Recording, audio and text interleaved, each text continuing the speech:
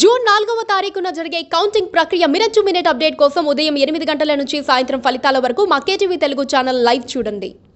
జై తెలంగాణ. ఈ మాట వింటే ప్రతి ఒక్క తెలంగాణ బిడ్డ ఒళ్ళు పులకరిస్తోంది. తెలంగాణ రాష్ట్ర విభజన, తెలంగాణ రాష్ట్ర ఏర్పాటుకు ఎంతో మంది అసూలు బాసారు. దాదాపు 1200 మంది విద్యార్థుల ఆత్మ బలిదానాలు చేశారు. ఎందరో ఉద్యమకారులు లాఠీ దెబ్బలు తిన్నారు.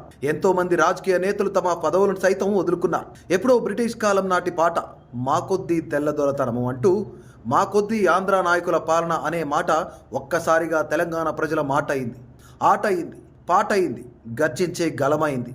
ఇక ఉవ్వెత్తున ఎగసిపడుతున్న ఈ ఉద్యమ రూపం చూసి నాటి కేంద్ర ప్రభుత్వం తెలంగాణ రాష్ట్రం ఏర్పాటు చేసింది.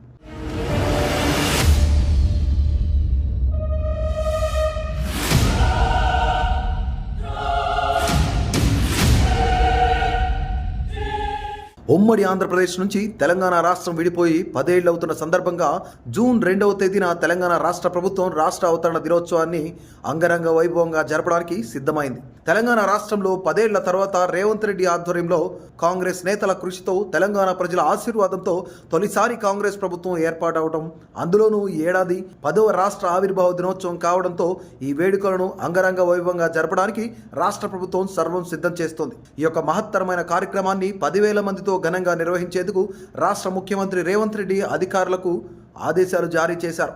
ఇక తెలంగాణ ఇచ్చిన సోనియా గాంధీని ఈ యొక్క కార్యక్రమానికి ముఖ్య అతిథిగా ఆహ్వానించి ఘనంగా సన్మానించాలని ప్రస్తుత కాంగ్రెస్ ప్రభుత్వం నిర్ణయించింది.